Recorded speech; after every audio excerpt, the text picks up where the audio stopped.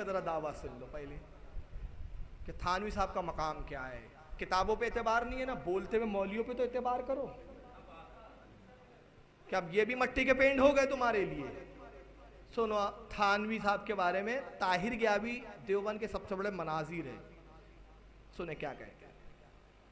قرآن سمجھنا ہے تو دیوبند میں سمجھنا ہوگا, مولانا اشرف علی صاحب تھانوی سے سمجھنا ہوگا, مولانا اشرف علی صاحب تھانوی سے سمجھنا ہوگا.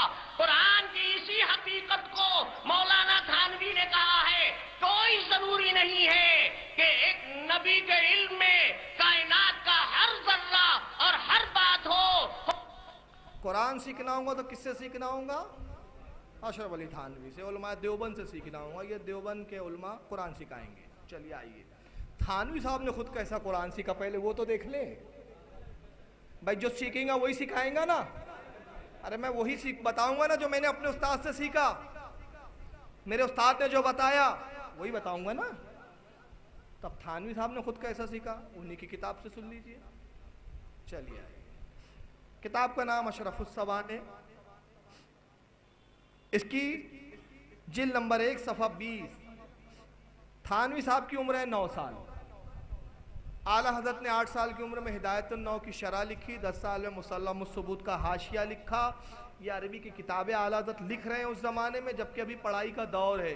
تھانوی صاحب کی عمر 9 سال. تھانوی صاحب 9 سال کی عمر میں اب کیا کرتے ذرا سنیں. 9 سال کی عمر میں ان کے والد نے پڑھانے کے لیے ایک حافظ کو لایا کہ صاحب تھانوی کو ذرا قرآن جو ہے گھر میں ہی حفظ کراؤ. اب تھانوی صاحب وہ واقعہ خود بیان کرتے ہیں. کہتے ایک واقعہ حفظ کلام مجید کے بعد کا یاد آیا. یعنی کلام مجید حفظ کر لیا تھا انہوں نے, اس کے بعد کا ان کو ایک واقعہ یاد ہے. ایک نابینا حافظ تھے جن کو کلام مجید بہت پختہ یاد تھا. ایک حافظ صاحب تھے, نابینا تھے آنکھوں سے, لیکن قرآن ان کو بہت پختہ یاد تھا. اور اس کا ان کو ناز بھی تھا. ان کو حضرت والا قبل بلوغ کے معنی ہوتے بالغ ہونے سے پہلے, یعنی تھانوی صاحب ابھی بالغ نہیں ہوئے تھے, نابالغ تھے, 9 سال کی عمر تھی. تھانوی کو ہی پتا ہوں گا کس عمر میں بالغ ہوئے. تو کہتے ہیں کہ ان کو حضرت والا یعنی اشرف علی تھانوی قبل بلوغ نوافل میں کلام مجید سنایا کرتے تھے. ایک بار رمضان شریف میں دن کو ان سے کلام مجید کا دور کر رہے تھے. حضرت والا نے دور کے دوران ان کو متنبہ کر دیا کہ حافظ جی میں آج تم کو دھوکہ دوں گا. حافظ جی کون؟ اشرف علی تھانوی کے استاد ہے, جن کے بعد اشرف علی تھانوی قرآن حفظ کر رہے ہیں, دور کر رہے ہیں حفظ کا. اپنے قرآن کے دور کی حفظ کی پختگی کے لیے اپنے استاد کو سنا رہے ہیں. تو اپنے نابینا استاد سے کہا آج میں تم کو دھوکہ دوں گا, اور یہ بھی بتائے دیتا ہوں کہ فلاں آیت میں دھوکہ دوں گا. یعنی دھوکے کے لیے کس کا انتخاب کیا؟ قرآن کی آیت کا. حافظ جی نے کہا کہ میاں جاؤ بھی, تم مجھے کیا دھوکہ دے سکتے ہو, بڑے بڑے حافظ تو مجھے دھوکہ نہ دے سکے. اب حافظ صاحب کیا سمجھے بیچارے, دھوکے سے مطلب کہ بھائی یہ قرآن کی کوئی آیت غلط پڑھ کے گزر جائیں گے اور میں پکڑ نہیں پاؤں گا اس کی کہ غلط پڑھ گیا. تو حافظ صاحب نے کہا ارے مجھے تو قرآن بہت پختہ یاد ہے, کوئی اچھے سے اچھا حافظ میرے سامنے غلط پڑھ کے نکل جائے ایسا ہو نہیں سکتا, کوئی مجھے دھوکہ نہیں دے سکتا. اب وہ حافظ صاحب نے کہہ دیا. حضرت والا جب سنانے کھڑے ہوئے, اب نماز پڑھ رہے ہیں, حافظ صاحب پیچھے مقتدی بن کے سن رہے ہیں ان کا قرآن, اور یہ نماز پڑھ کر قرآن سنا رہے ہیں. حضرت والا جب سنانے کھڑے ہوئے اور اس آیت پہ پہنچے انما انت منذر ولکل قوم ہاد, تو بہت ترتیل کے ساتھ پڑھا جیسا کہ رکوع کرنے کے قریب حضرت والا کا معمول ہے. اس کے بعد اس سے آگے جب اللہ یعلم پڑھنے لگے تو لفظ اللہ کو اس طرح بڑھا کر پڑھا جیسے رکوع میں جا رہے ہو, اور تکبیر یعنی اللہ اکبر کہنے والے ہو. بس حافظ جی یہ سمجھ کر کہ رکوع میں جا رہے ہیں, آگے سنیں, حافظ جی یہ سمجھ کر کہ رکوع میں جا رہے ہیں فوراً رکوع میں چلے گئے. ادھر حضرت والا نے آگے قرأت شروع کر دی, یعلم ما تحمل الی آخر. بات سمجھ میں آئی؟ نہیں سمجھ میں آئی, میں سمجھاتا ہوں. تھانوی صاحب پڑھ رہے اور جیسی وہ آیت آئی اللہ یعلم, اس سے پہلی کی آیت, تو اس کو اس انداز میں پڑھا اللہ یعلم اللہ, تو ان کو کیا لگا اللہ اکبر بولنے والے, رکوع میں جانے والے. حافظ صاحب بیچارے رکوع میں گئے, تھانوی صاحب رکوع میں नहीं गए। ये धोखा दिया हाफिज साहब को उन्होंने।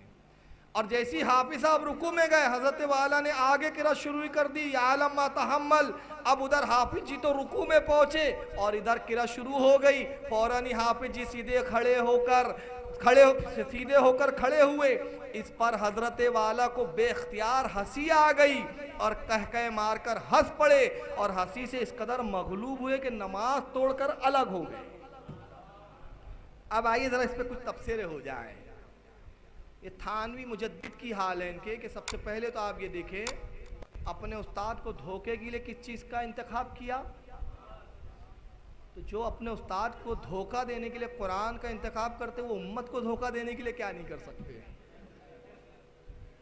जो अल्लाह के कलाम को इस्तेमाल कर रहे हैं उस्ताद को धोखा देने के लिए।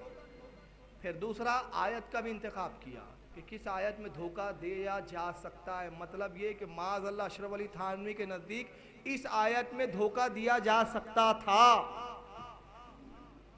तीसरा कसूर कि हाफिज साहब जब धोखे में आए, धोखा दे दिया नमाज में, अब नमाज की हालत में धोखा दिया। तो अब यहां चौथा जुर्म क्या है कि पूरा जहन और फिक्र कलाम पढ़ने में नहीं है, अल्लाह के कलाम की तरफ जहन नहीं है, बल्कि जहन कहाँ है? ये आयत आई कि मैं धोखा दूं। पूरा तसव्वुर कुरान सुनाने में नहीं, पूरा तसव्वुर नमाज पढ़ने में नहीं, पूरा तसव्वुर उस आयत के इंतजार में कि आयत आए और मैं हाफिज को धोखा दूं। पूरी नमाज में धोखे का ख्याल। फिर धोखा दिया हाफिज साहब तो धोखे में चले गए, रुकू में चले गए। थानवी साहब हंस पड़े, मतलब नमाज में ध्यान नहीं था, पूरा ध्यान क्या था? पीछे। और फिर नमाज में इतना हंसते हैं, इतना लोटपोट हो जाते हैं, इतने मगलूब होते हैं कि नमाज के तकद्दुस का ख्याल नहीं। और नतीजा क्या होता है? नमाज तोड़कर थानवी साहब अलग हो जाते हैं। जो कुरान को धोखे के लिए इस्तेमाल करे, ताहिर ग्यावी साहब से पूछना चाहता हूँ, ऐसे ही थानवी साहब से कुरान सीखना पड़ेगा क्या? तो ऐसा का सीखना तुमको मुबारक, हमें ऐसे उस्ताद की ज़रूरत नहीं है। हमारा उस्ताद तो अहमद रज़ा है। और उसका आलम क्या है? उसका आलम यह है कि वो धोखा नहीं देता अपने उस्तादों को, बल्कि अपने उस्तादों की गलती पर अपने उस्तादों की इस्लाह भी करता है। दुरूद शरीफ पढ़े। अल्लाहुम्मा सल्ली।